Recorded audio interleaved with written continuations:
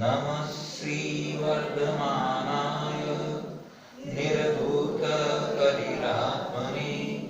सालोकानां त्रिलोकानां यद्विद्यादर्पणाय ते। त्रिकालवर्ती तीन लोकवर्ती अनंत जी, सिद्ध जी, आचार्य जी, उपाध्याय जी, सर्वसाधु पंचमूर्ति भगवान को नमोस्तु नमोस्तु नमोस्तु। देवादिदेव खजनाट से आदिनाथ भगवान के चरणों में नमन नमोस्तु। दालसा निरमणि मातेश्वरी के चरणों में नमोस्तु नमोस्तु। परम पूज्य प्रथमाचार्य चक्रवर्ती आचार्य श्री शांति सागर जी महाराज को नमोस्तु। परम पूज्य वात्सल्य वारिधि गुरुवर्य आचार्य श्री वर्धमान सागर जी महाराज के चरणों में नमोस्तु नमोस्तु नमोस्तु। परम पूजा सागर जी महाराज की जय। परम पूजा सागर जी महाराज की जय। स्वस्ति श्री विजय भट्टाचार्य महास्वामी जी की जय। धर्मानुरागी भव्यात्माओं, तमसोमा ज्योतिर्गमय सत्संग के अंतर्गत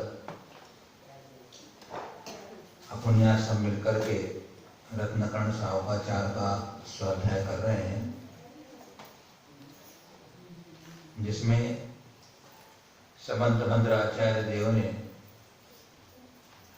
जिन्होंने कि अपने आत्मा के पाप कर्मों को नष्ट कर दिया है और जिनके केवल ज्ञान में लोक और अलोक प्रतिबिंबित हो रहे हैं, ऐसे अंतरंग और बहिरंग लक्ष्मी से सहित जो वर्धमान भगवान स्वामी हैं, उनको यहाँ नमस्कार किया गया है।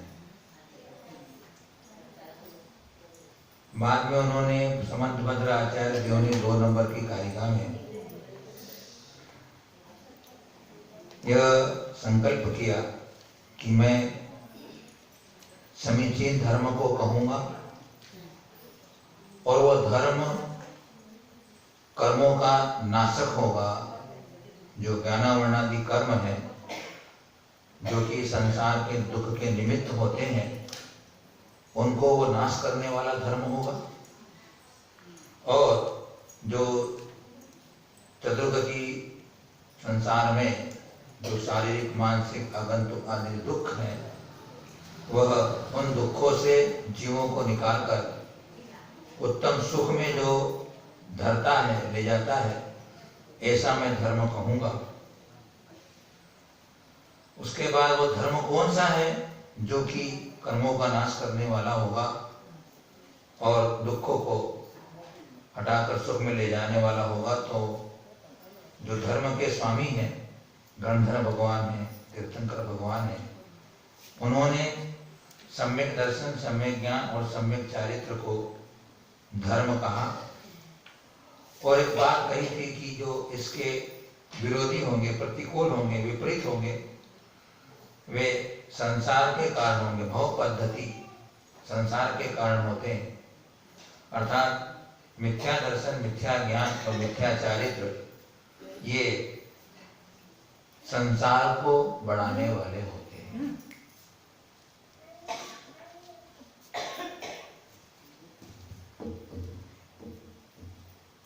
एक तो शब्द रूप से अपने वो अर्थ की धर्म की व्याख्या बताई थी, और इस धर्म का जो वाच्य है, वो धर्म क्या चीज है, वो अपने को सम्यक दर्शन, सम्यक ज्ञान, सम्यक चारित्र के रूप में कहा। अब हम थोड़ा इसके और सरलता की ओर चले, जिनसे कि धर्म के संबंध में जानकारी अपने को मिले कि धर्म सीधी सादी भाषा में क्या हो सकता है।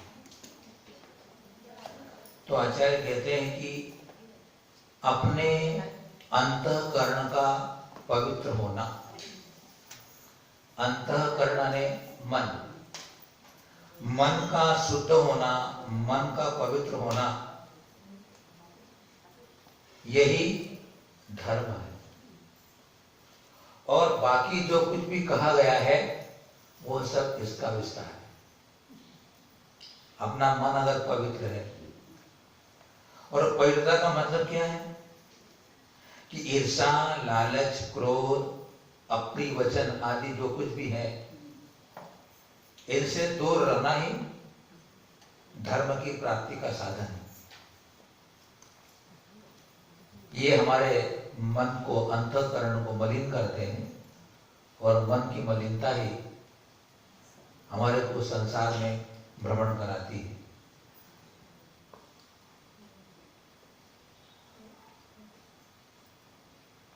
केवल धर्म जनित जो सुख है वही सुख है। धर्म जनित जो सुख है वही सुख है, से सब पीड़ा और लज्जा मात्र है। इसलिए इस सच्चे धर्म को ही तुम स्वीकार करो। आचार्य कहते हैं कि सत्कर्म करने में तुम लगे रहो और अपनी पूरी शक्ति और बड़ा पूर्ण उत्साह के साथ उन्हें करते रहो। सत्कर्म जो सज्जन पुरुषों का कार्य होता है, सत्कर्म वह करो, वह भी धर्म है। धर्म से बढ़कर दूसरा और कोई भला काम नहीं है, और उसे भुला देने से बढ़कर दूसरी कोई बुराई नहीं है। धर्म से बढ़कर कोई भला काम नहीं होगा, उसको भुला देंगे तो सबसे बड़ी बुराई होगी। आजकल के नवयुवक पूछते कि वहां ये धर्म करने से क्या लाभ मिलेगा, क्योंकि व्यक्ति आज पहले फायदा सोचता, बाद में काम करता है। पैकेज कहाँ बड़ा मिलेगा उसके बाद वहां जाने की बात करते हैं ना।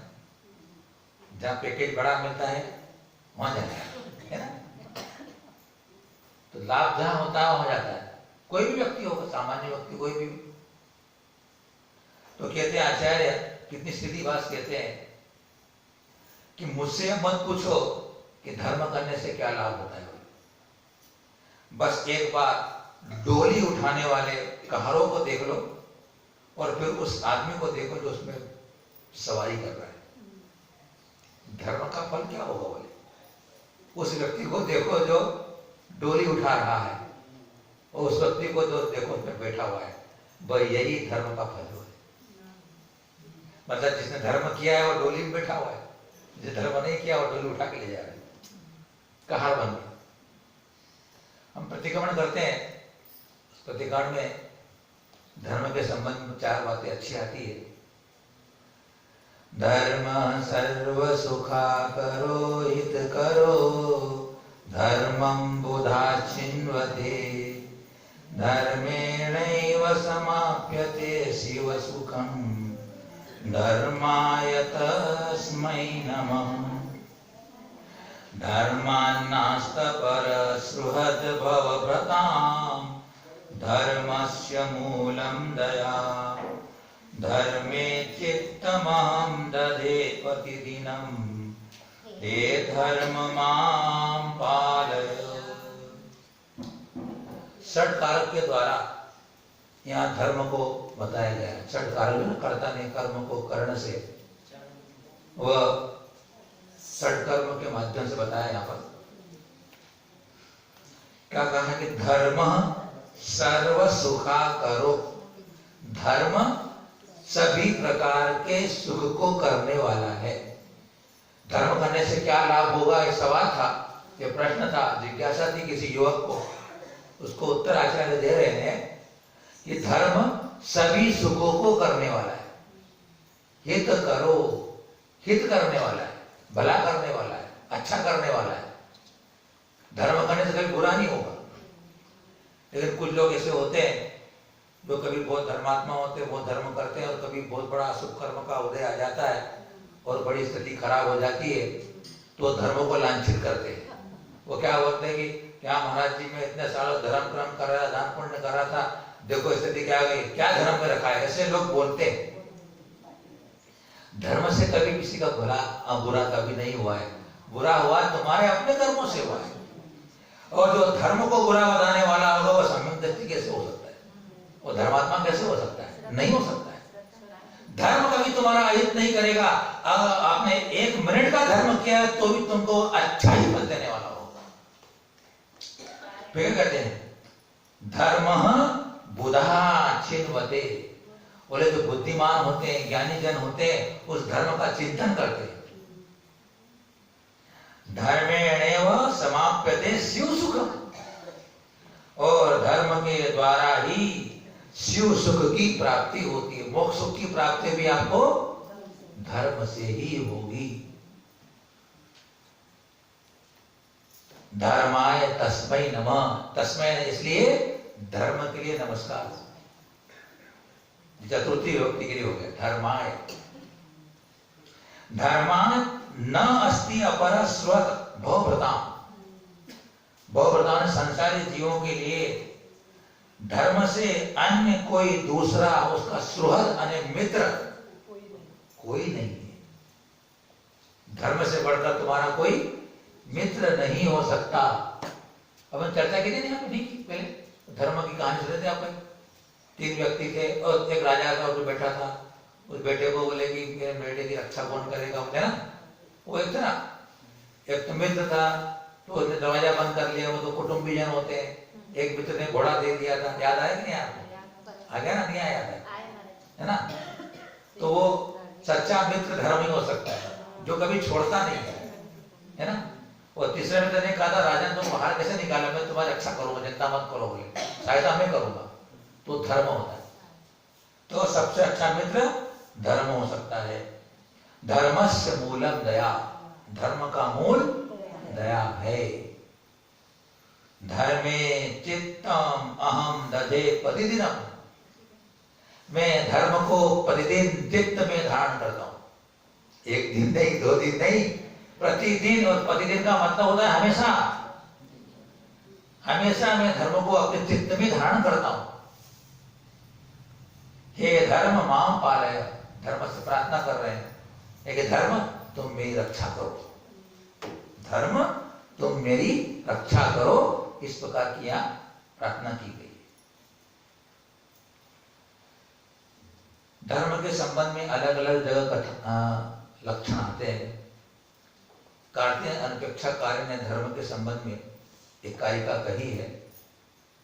धम्मो वत्तु स्वभावो खमादि भावो दस विहो धम्मो चारित्रम खलु धम्मो जीवाणम रक्षणम धम्मो। ये श्लोक के अंदर चारों अनुयोगों के अनुसार धर्म का स्वरूप बता दिया। क्योंकि पहले आप धर्म को समझ लेंगे, फिर धर्म की व्याख्या कौन करेगा। धर्म क्या है, आपकी दृष्टि में पहले आ जाना चाहिए कि धर्म कितना महत्वपूर्ण है। उस धर्म के इस पर ही तो सारे अपने सम्यक दर्शन ज्ञान चारित्र की चर्चा करेंगे। अपन धर्म अपना कितना महत्वपूर्ण है, पहले उसकी अपने को महिमा मालूम हो जाना चाहिए। तो चारों अनुयोगों के अनुसार इस गाथा में धर्म का स्वरूप होता है। पहले कहा वस्तु स्वभाव धर्मो, वस्तु का जो स्वभाव है वो धर्म है। तो यहाँ वस्तु से आत्मा लगाना, वस्तु से यहाँ पर, क्योंकि धर्म करने के सामर्थ्य तो आत्मा ही है।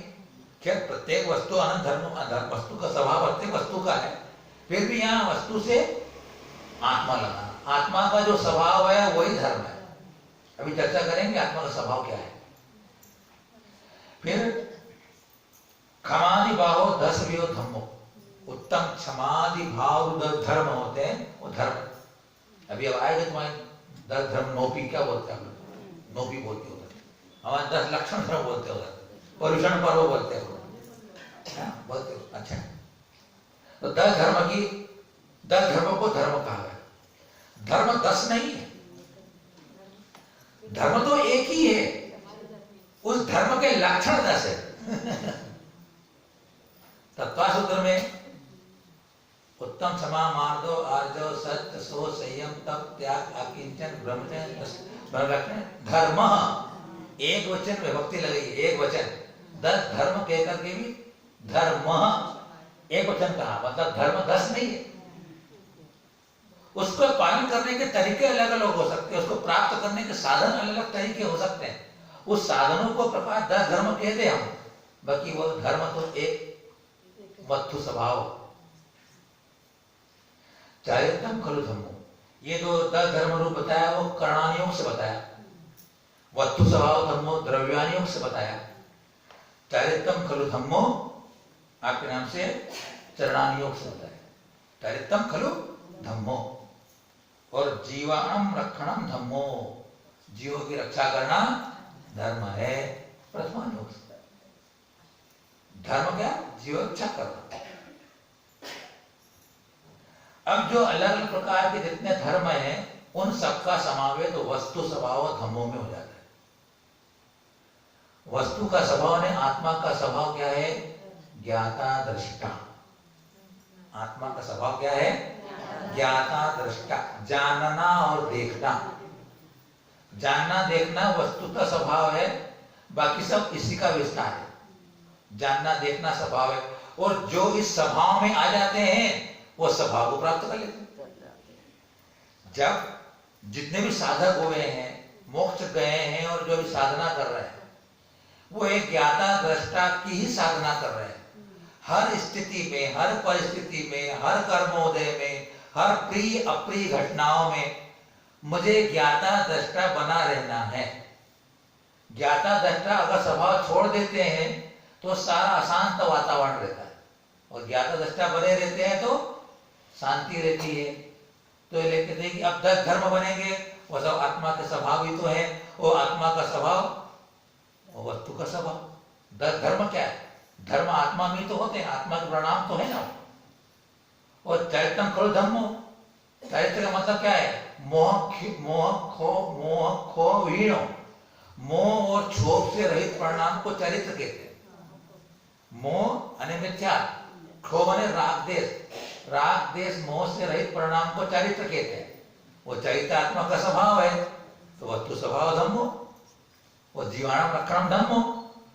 जब तक तुम दूसरे जीव को अपने समान नहीं समझोगी, ये भी मेरे जैसा जीव है, इसको सताते हैं तो दुख होगा, मेरे को सताता मुझे दुख होता है, तो इसको सताऊंगा इसको भी दुख होगा, तो मैं किसी को क्यों सताऊं? इसलिए वो किसी जीव को सताता नहीं है, मारता नहीं है, इसलिए उसका वह स्वभाव भी वस्तु स्वभाव होता है। अगर हम वस्तु के स्वभाव में, ज्ञाता दृष्टा स्वभाव में रहें तो हम बहुत जल्दी मुक्ति प्राप्त कर लें और वर्तमान में भी शांति मिल जाए। एक कहानी पढ़ी थी, एक किसान था, वो बड़ा दुष्ट था। उसकी पत्नी, और थोड़ा दुष्ट था तो कोई भी उस पति से गलती हो जाए तो पत्नी उसको समझाती, ठीक करने की बात करती, तो वो उस पर गुस्सा करता, नाराज करता, पिटाई करता, उसे मारता। कई दिन निकल गए, वो पत्नी सोचती है लाइन पे आ जाए, उसके स्वभाव ठीक हो जाए, अच्छा वातावरण घर में, हर बार उसको समझाने की कोशिश करती, गलती सुधारने की कोशिश करती, लेकिन वो उसकी पिटाई करना नहीं छोड़। ऐसा करते करते वो बड़ी परेशान हो गई और वो बड़ी हताश हो गई। एक दिन संयोग से उस गांव में मुनिराज आए और मुनिराज के पास गई, महाराज को कहा, महाराज जी मैं घर में परेशान हूँ, मेरे पति मेरे को बार बार पीटते रहते हैं, उनको समझाती हूँ, ठीक करती हूँ, उनकी गलती बताती हूँ। तो ये बेटी, ये तेरा स्वभाव नहीं है, किसी को बदलना, किसी को ठीक करना, किसी का कर्ता बनना तेरा स्वभाव नहीं है। मैं तेरे को मंत्र देता हूं, वो मंत्र को तू साथ लेगी तो तेरी सब परेशानी दूर हो जाएगी।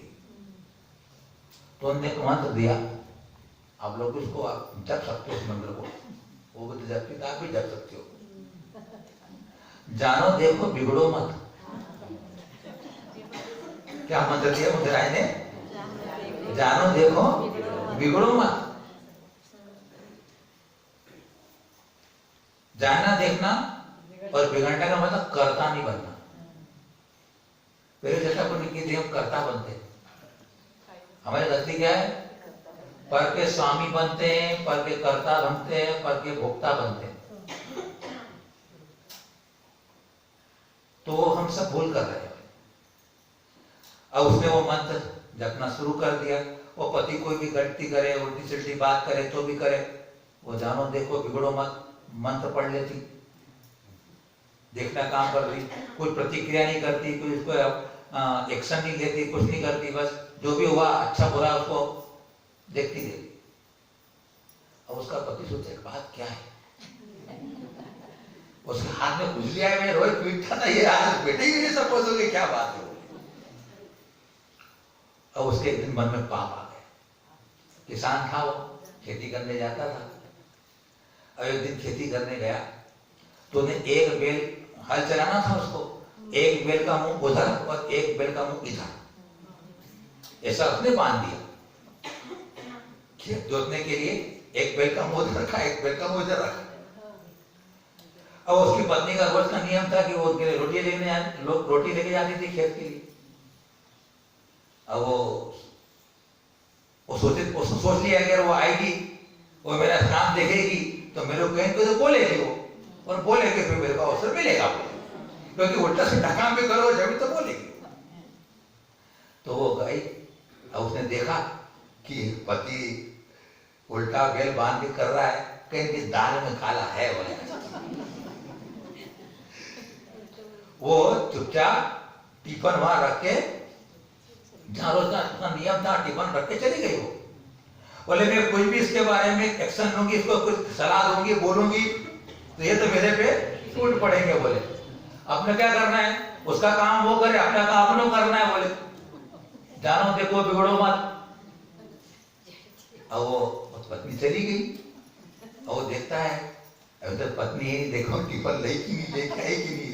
वो देखता है तो टिफिन तो रखा हुआ है, कोई बोली नहीं, बोले हुआ है, क्या बात है। बोले तो इस प्रकार उस महिला ने जानो देखो बिगड़ो मत रह करके अपने जीवन को शांति में बना लिया। तो हमारे को भी मोक्ष प्राप्त करना होगा, कल्याण करना होगा, तो यही करना पड़ेगा कि जानो देखो बिगड़ो मत। हमारा स्वभाव यही है, हम हमारे स्वभाव को भूले हुए। और कल चर्चा को नहीं की थी कि धर्म कहीं मिलना नहीं है, धर्म तो अपने पास ही है? राजा जनक की सभा में एक व्यक्ति आके पूछता है कि राजा जनक आप बड़े धर्मात्मा हो, धर्म मेरे को भी दे दो, मैं भी कुछ कर लूं उसका धर्म का। तो बोले ठीक बात है। वो क्या है कि वो धर्म मैंने बोले वो मगर को दे रखा है। बोले तालाब में मगर है, उसको मैं धर्म दे के आया हूं, तुम उसके पास जाओ उसे ले लो। कोई बात नहीं। वो मगर के तालाब के पास मगर के पास गया और मगर को कहा भाई मेरे को राजा जनक ने कहा है कि धर्म तुम्हारे पास है, मेरे को दे दो। तो वो सोचता है, वो बोलता है ठीक बात, मैं धर्म दे दूंगा, पर एक काम करो, एक काम ये करो कि मेरे को एक लोटा पानी ला के दे दो। बोले एक लोटा पानी ला के दे दो, मैं तुमको धर्म दे दूंगा। बोले तो फिर वो व्यक्ति बोला अरे क्या बात करते हो भाई, तुम पानी में डूबे हो, पानी में रह रहे हो और पानी के जीव हो, और तुम मेरे से एक लोटा पानी मांग रहे हो हैं? तो फिर मगर बोलता है अरे भाई मैं तुम्हारी बात तो उत्तर दे रहा हूं, अरे तुम्हारे अंदर ही धर्म है और तुम धर्म मेरे से लेने आए हो। तो ये छोटी छोटी जो बातें होती है, इसका मतलब क्या है कि हमें अंतर में झांकना है, अंतरंग में देखना है, अंतरंग की भावनाओं को टटोलना है कि जो धर्म की बात हमारे को पढ़ने में सुनने में आती है उसका अवतरण हुआ है कि नहीं हुआ। ठीक है ना। तो अपन 3 नंबर की उस पर चर्चा अपन कर रहे थे कि चर्चा पूरी आज यहाँ पर होती धर्म के बारे में। अब अपन चलते हैं श्लोक नंबर 4 पर। ठीक है ना।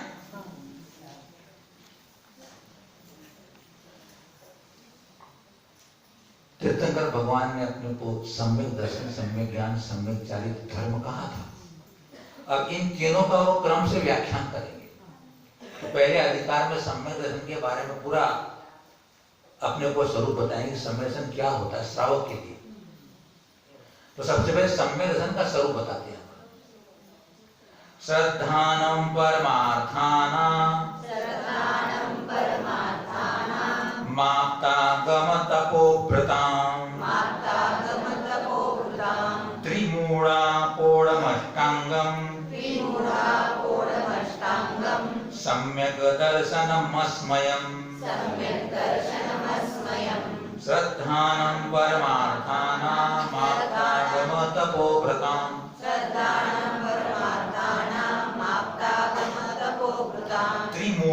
त्रिमूढापूर्णमष्टाङ्गं सम्यक् दर्शनमस्मयम् त्रिमूढापूर्णमष्टाङ्गं सम्यक् दर्शनमस्मयम्। बोलिए। श्रद्धानां परमार्थानां आप्तागमतपोक्तां त्रिमूढापूर्णमष्टाङ्गं सम्यक् दर्शनमस्मयम्।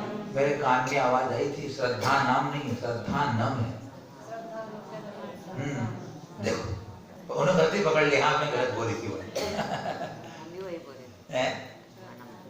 इसलिए जो गुरुजन होते हैं उनके कान भी तेज होते हैं और आंख भी तेज होती है। इतने लोगों ने पकड़ लिए नहीं, मैंने गलती बोली कि नहीं बोली। तो आचार्य भगवान सम्मेलन का स्वरूप बता रहे हैं कि परमार्था नाम, परमार्था माने सच्चे, वास्तविक, खरे, मराठी में खरे, सच्चे, आप्त, आगम और तपोभृताम। तपोभृता माने तप को धारण करने वाले, यानी तपस्वी, यानी साधु। परमार्था माने सच्चे या वास्तविक या खरे। आप्त यानी देव, आप्त यानी जो देव होते अपने, भगवान मतलब अपने कहने अपनी सीधी भाषा में देव, आप्त एक ही बात, भगवान को देव, आगम और साधु। ऐसा देव, शास्त्र, गुरु। देव शास्त्र गुरु का त्रिमूढ़ अपोढ़, त्रिमूढ़ा अपोढ़, त्रि यानी तीन, मूढ़ा यानी मूढ़ता, तीन मूढ़ता से अपोढ़ यानी रहित, अपोढ़ का अर्थ होता है रहित, तीन मूढ़ता से रहित और अष्टांगम, 8 अंगों से सहित। फिर अंतिम में लिखा है अस्मयम, स्मय कहते हैं मद को, आने नहीं, मद रहित, 3 मूढ़ता रहित, 8 अंग सहित और 8 मद रहित। इनका श्रद्धानम, ऊपर आया ना श्रद्धानम, इनका श्रद्धान करना सम्यक दर्शनम, सम्यक दर्शन कहलाता है। सच्चे देवसार गुरु का 3 मूढ़ता, 8 मद रहित और 8 अंग सहित श्रद्धान करना सम्यक दर्शन कहलाता है। यह अपना गाथा का पूरा अर्थ होता है। अब इसमें लक्ष्य और लक्षण दोनों बताए गए। लक्षण तो है सम्यक दर्शन का, तो वो लक्ष्य हो गया, सम्यक दर्शन लक्ष्य हुआ। जिसका लक्षण किया जाता है उसे लक्ष्य कहते हैं, और उसका जो उसका लक्षण बताया जाता है वो लक्षण कहलाता है। तो देव, सच्चे देवसार गुरु का श्रद्धान करना सम्यक दर्शन कहलाता है, सीधी भाषा। जैसे कि क्या होता है, किसी को जब मलेरिया बुखार आता है, ठंड लग के बुखार आता है, तो क्या बोलते हैं आप लोग, मलेरिया बुखार हो गया, बोले ठंड लग के आ रहा है ना। तो ठंड लग के आना लक्षण हो गया, लक्षण किसका हुआ, मलेरिया बुखार, है ना। कोरोना हो गया, कोरोना हो गया, बोले क्या टेस्ट करो, क्या पॉजिटिव आ गया, लक्षण आ गया, बोले तो लक्ष्य क्या हुआ, कोरोना हो गया, कोई राम नाम सत्य जाने ही बोले। देखिए अब इसमें हमें रहस्य समझना है कि हम परमार्थानाम शब्द आया है, सच्चा क्यों लगाया, क्योंकि जो बौद्ध, सांख्य, वैशेषिक आदि जितने अन्य जो हैं, जो कि सच्चे नहीं है, मिथ्या है, उनको छोड़ करके करना है। ये परमार्थ शब्द क्यों लगाया इसके, परमार्थ सच्चे, वास्तविक, क्योंकि आगे इनका लक्षण बताएंगे अपने को देवसार गुरु के। अगर ये लक्षण जिसमें हो उनका श्रद्धान करना है, और ये जो लक्षण अपने को बताएंगे आगे वो लक्षण नहीं है, देव हो कि शास्त्र हो कि गुरु हो, तो अपने लिए श्रद्धेय नहीं है, श्रद्धान करने योग्य नहीं है, मानने योग्य नहीं है, विनय करने योग्य नहीं है, भक्ति करने योग्य नहीं है। और ये इन जो दोष बताए हैं वो अगर वो नहीं होते तो शुद्धि होती है, वो शुद्ध होता है, 3 मूढ़ता और 8 मद, क्योंकि ये सम्यक दर्शन को नष्ट करने वाले होते हैं, खंडित करने वाले होते हैं, दूषित करने वाले होते हैं। सम्मिलेशन कदाचित हो जाए और मूर्ता काम हो जाएगा ना तो सम्मिलेशन मलिन हो जाएगा। या हमारा 8 मत में से कोई मत हो गया तो मठ हमारे सम्मिलेशन को मलिन करता है या नष्ट कर देता है। और 8 अंग क्या करते हैं? 8 अंग उस सम्मिलेशन को दृढ़ करते हैं, सुरक्षित रखते हैं। इसलिए 8 अंग सहित 3 मूर्ता 6 नायक और आपके पास 8 मत रहित सम्मिलेशन हमें सावधान करना है। अब क्या बात है कि दूसरी जगह शास्त्रों को पढ़ते हैं तो कहते हैं कि हिंसा रहिए धम्मे 18 दोष वज्जीय देवे निगंथे पवेणे सद्धरणम हुई सम्मतम। ये मोक्ष पौड़ कुंदकुन स्वामी का है। उसमें वो व्यवहार सम्मिलेशन का स्वरूप बता रहे। यहाँ पर जो चर्चा कर रहे हैं श्रावकाचार्य जो ग्रंथ है वह व्यवहार से कथन करने वाला है। चरणान्यों का ग्रंथ है ना, चरणान्यों ग्रंथ व्यवहार में प्रधान होता है। और व्यवहार में क्या होता है? दूसरे का आश्रय लेकर के, दूसरे की सहायता लेकर के, दूसरे की अपेक्षा लेकर के धर्म कहा जाता है, धर्म किया जाता है। आपने कहा सच्चे देव साथ गुरु का श्रद्धान करना, तो यहाँ जो सच्चे देव साथ गुरु हमारी आत्मा से भिन्न है ना, पर है ना, तो उनका श्रद्धान करेंगे तो हमारी आत्मा में सम्यक्त गुण की पर्याय की प्रकटता होगी। जो सम्यक्त गुण हमारे अंदर था उसकी जब पर्याय प्रकट होगी तब हमको सम्यक दर्शन हो जाएगा। इसका मतलब क्या होगा? सच्चे देव साथ गुरु का श्रद्धान करना व्यवहार सम्यक दर्शन है। और व्यवहार सम्मिलेशन जो होता है वो साधन रूप होता है।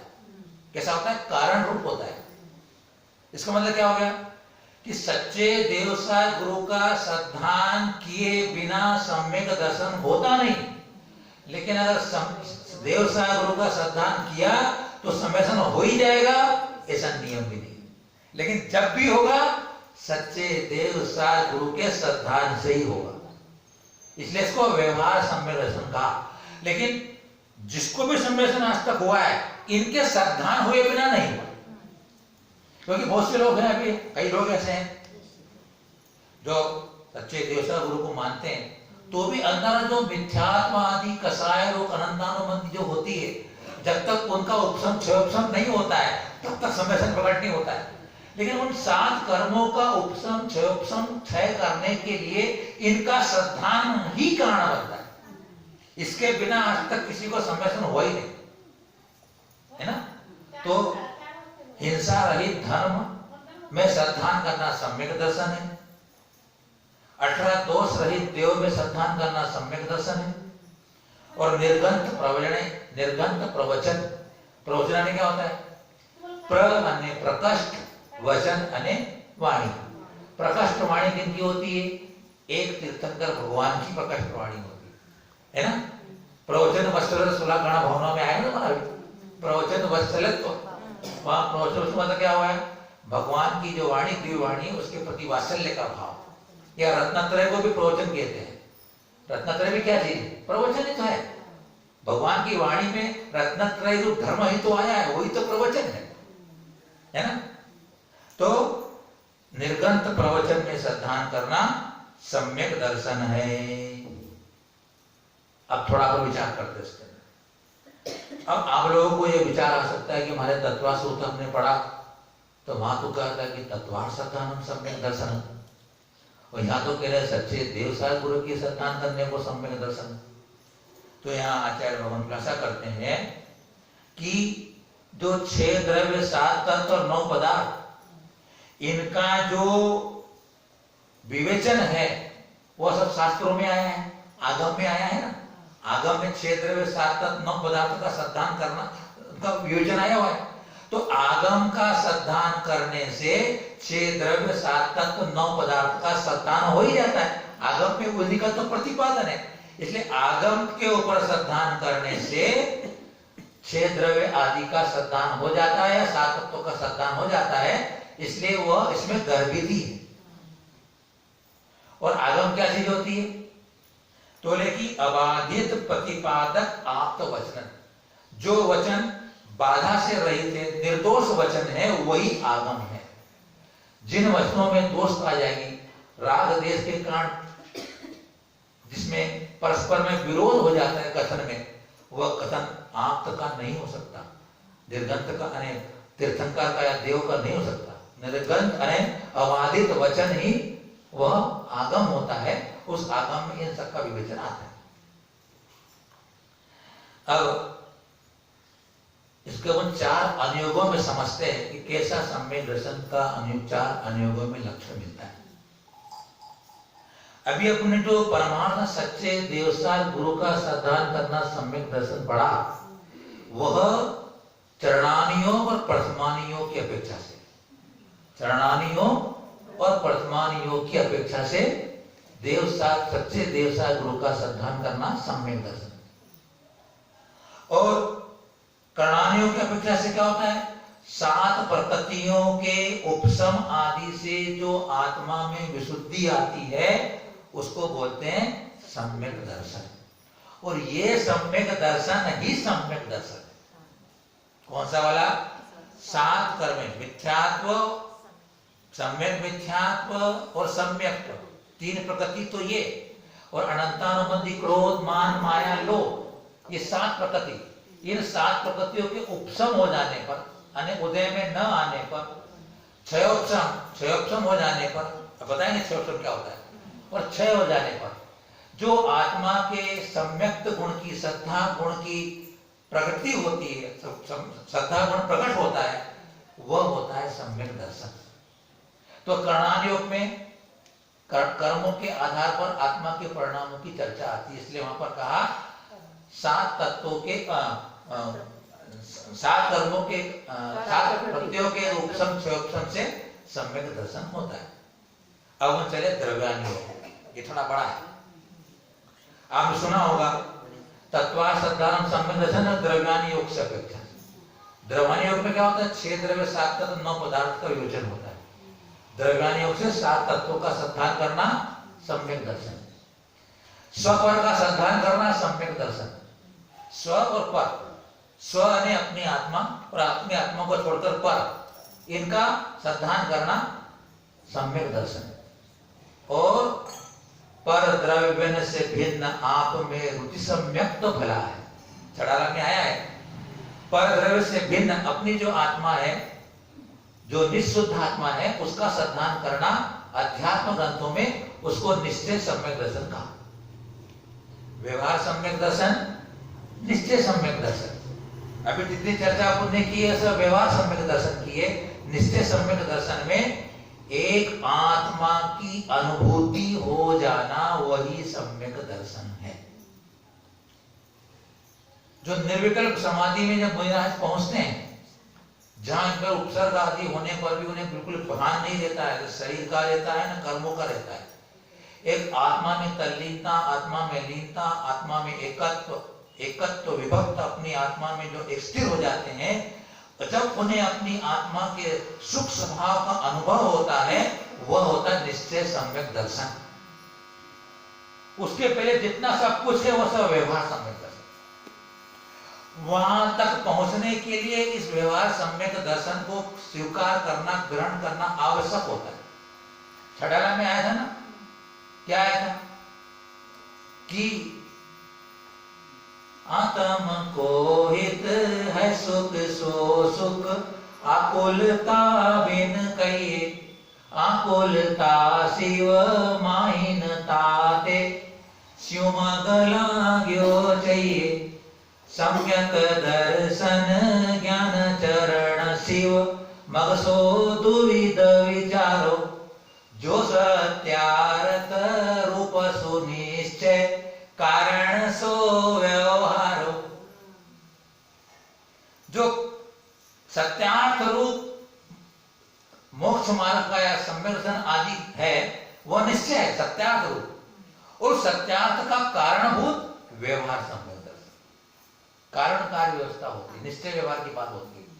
कल चर्चा की थी अपन ने कि अपने को बंबई जाना हो तो क्या करना पड़ेगा? ट्रेन अपने घर में आ जाएगी बंबई ले जाने के लिए, है ना? क्या बताया था मुझे बताओ, भूल गए याद है? बताओ क्या बताया, बताओ क्या बताया, बताओ। ये आगे वाले नहीं बोलेंगे, सब ज्ञानी है, पीछे वाले बोलेंगे। अम्मा मेरी बहनें बोलेंगी, बेटी हमारी वो काजल दीदी, बोलो।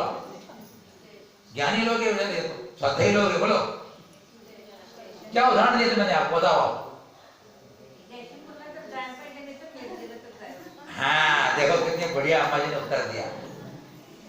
जब तक हम यहाँ से जहाँ ट्रेन मिलती है वहां तक नहीं पहुंचते हैं, वहां तक जाते हैं, तब तक व्यवहार है, और वहां ट्रेन में जब बैठ जाते हैं वहां निश्चय होता है। तो कारण तो यहाँ से टैक्सी में बैठकर जयसिंहपुर तक गया, वो सब व्यवहार हुआ, कारण हुआ। और जब ट्रेन जो बम्बई जाने वाली होती है उसमें बैठ के अपन रवाना हो गए, निश्चय हो गया। तो बिना कारण के, बिना व्यवहार के आप निश्चय में नहीं पहुंचे, इसलिए व्यवहार। और अभी हम व्यवहार की भूमिका में हैं। अभी तुम अपनी निज आत्मा की बात मत करो, निज आत्मा में लीनता आपको अभी होने वाली भी नहीं है। सग्रंथ को, सवस्त्र को आत्मानुभूति अभी नहीं होती है, निर्गंथ को ही होती है। तो अभी आप तो व्यवहार सम्यक दर्शन को ही विशुद्ध बनाओ, व्यवहार सम्यक के ही पुरुषार्थ चालू रखो, व्यवहार सम्यक में निष्ठा दृढ़ रहो, और वही तुम्हें वहां तक पहुंचा देगा। अब होता क्या, वर्तमान में कोई ऐसे हो गए जो एक अपने निज आत्मा की बात करो बोले, बाकी कुछ नहीं, सब बोले व्यवहार है बोले, है ना। कोई लोग भी बोलने वाले नहीं। आपकी भूमिका अलग है, हमारी भूमिका अलग है। आपकी भूमिका से आपको सच्चे देव गुरु की निरंतर भक्ति में लगे रहो। आपका अवलंबन अभी वही है, आपका सहारा वही है, आपके तारणा अभी वही है, देव सहस्त्र गुरु। उनकी भक्ति और उनकी आराधना वही तुम्हें तिरा देगी। लेकिन तिरा देगी कैसे तिरा देगी, आपको यहां तक पहुंचा देगी, उसके बिना नहीं पहुंचोगे आप। तो देखो इस प्रकार से यहाँ पर हमें सम्मेलन के स्वरूप को समझना, समझा हमने। आइए 5वें श्लोक को देखते हैं। यहाँ 5 श्लोकों के माध्यम से अपने आप का स्वरूप बताएंगे, सच्चे देव का स्वरूप बताएंगे। सच्चा देव कैसा होता है मेरा, जिसे कि मैं मेरा समर्पण करता हूं, जिसे मैं प्रातःकाल आकर के रोज नमन करता हूं, उसको माथा टेकता हूं, उसकी हर बात पूरी करता हूं, वो मेरा देव कैसा होगा। आज की महत्वपूर्ण बात है, ये जो हमारा माथा है ना, मस्तक पूरे शरीर का उत्तमांग है। क्या चीज है ये?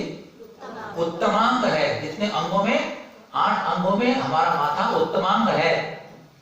और ये उत्तमांग जो है बाजार में बिकने वाला 10-15 रुपए का नारियल थोड़ी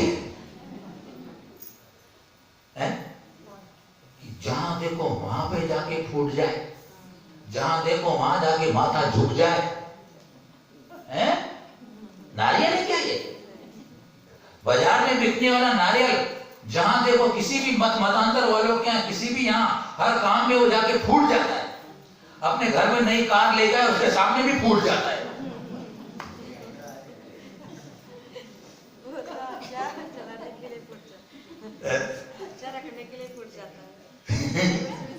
अरे तुम्हारे भाग पर है।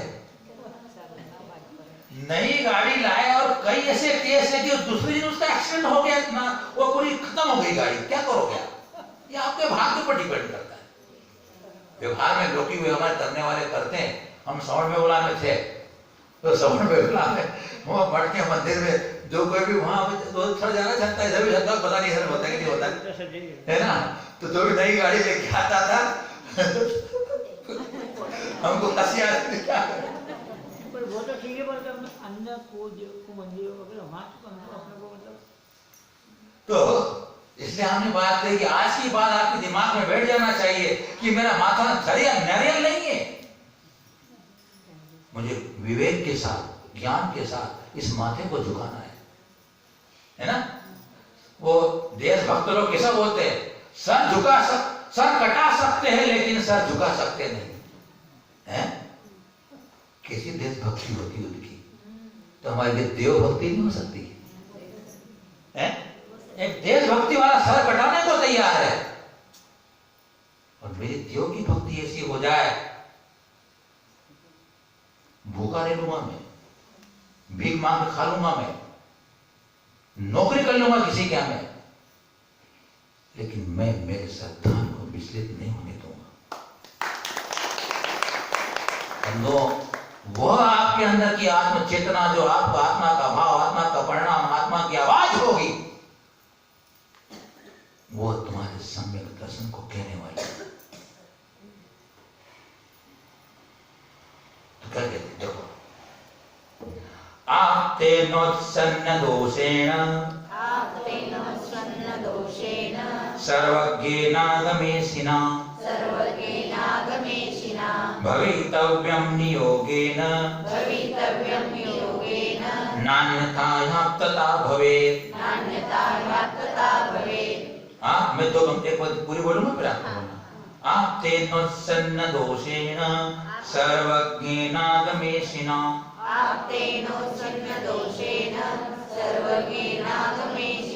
भवितव्यं नियोगेन नान्यथायाप्तता भवेत्।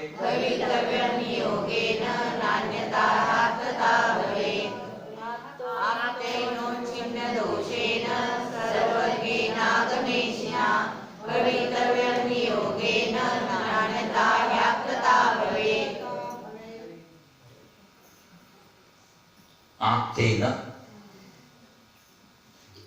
आप तका या आप तको, उत्सन्न दोषेण, उत्सन्न यानी नष्ट, दोषण यानी दोष से रहित होना चाहिए।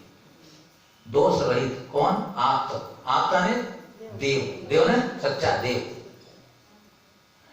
आप तको यानी सच्चे देव को दोष से रहित, उत्सन्न दोषेण, उत्सन्न यानी नष्ट हो गए जिसके दोष, यानी निर्दोष। देव कैसा होगा? निर्दोष, में कोई भी दोष नहीं, खोट नहीं होगी। और सर्वज्ञेन, सर्वज्ञ होगा वो। और आगम ईशिना, आगम ईशिना ने आगम का ईश्वर अर्थात हितोपदेशी। नियोगेन, नियम से, भवितव्यम, होना चाहिए। नियम बना रहे, जो आपका ने जो देव है, सच्चा देव है, वह एक तो निर्दोष होना चाहिए, और निर्दोष का मतलब होता है वीतरागी होना चाहिए। कैसा होना चाहिए? वीतरागी होना, क्योंकि इसमें दोष नहीं होगा वही वीतरागी होगा, क्योंकि राग सबसे बड़ा दोष है। अब इसकी चर्चा करेंगे आचार्य की, दोष कौन से होते बताएंगे अपने को। तो आप दोष रहे मतलब निर्दोष यानी वीतरागी, सर्वज्ञ और हितोपदेशी, नियम से होना चाहिए। इसमें से हाफिजा में से ही निकलेगा, क्योंकि ही यानी क्योंकि अन्यथा आप्तता न भवे, अन्यथा वो आप्त नहीं हो सकता। अगर ये नहीं है तो वो आप्त नहीं होगा, सच्चा देव नहीं होगा, खरा देव नहीं होगा। तो खरा सो मेरा है, जो खरा सो मेरा। देखो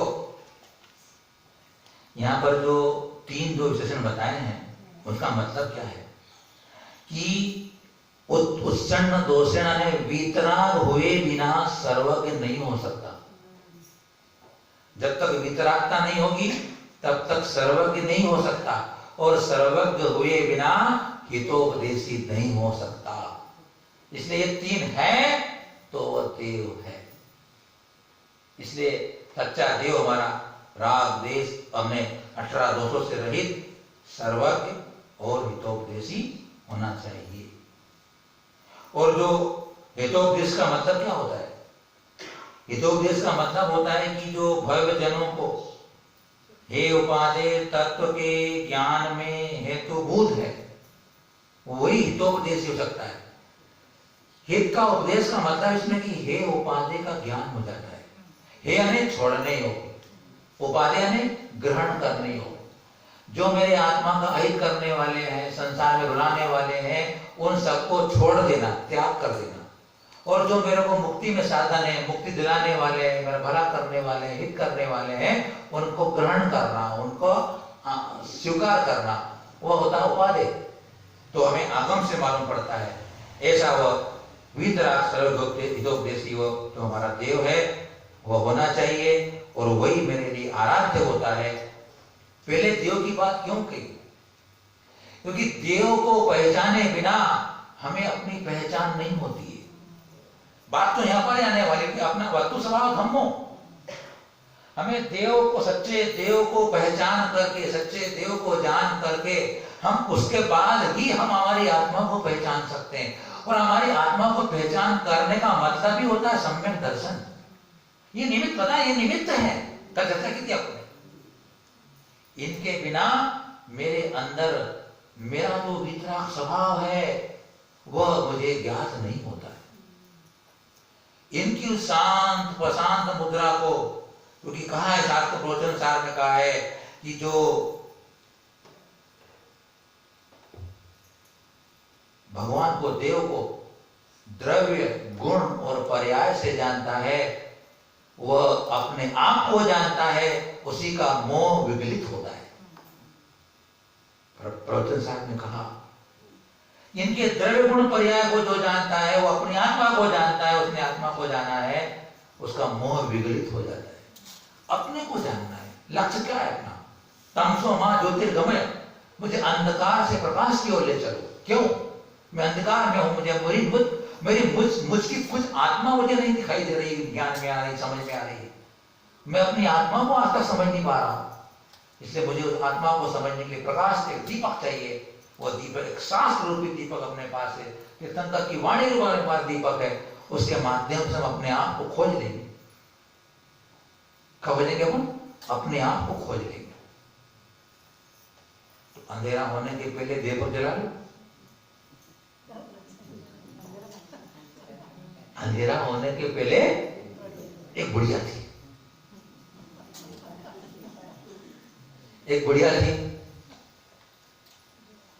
वो किसी काम से बाहर गई। उस घर में उसकी बहू थी, नई नौली बहू आई थी उसकी। तो बहू को कह दिया कि अंधेरे को घर में मत आने देना, बोले अंधेरे को घर में मत प्रवेश करने देना, बोले। ठीक बात है, सासू जी की आज्ञा तो माननी पड़ती, नहीं तो रोटी नहीं दी अपने को, बोले। सासू जी चली गई, बढ़िया थी बेचारी। अब पुराने लोग जो होते हैं ना, बड़े गंभीर शब्द बोलते हैं, है ना? वो पुराने लोगों के जरा बोलने की स्टाइल अलग ही होती है। हमारे बोलते हैं कि बेल को पानी दिखा के लिया, बोले।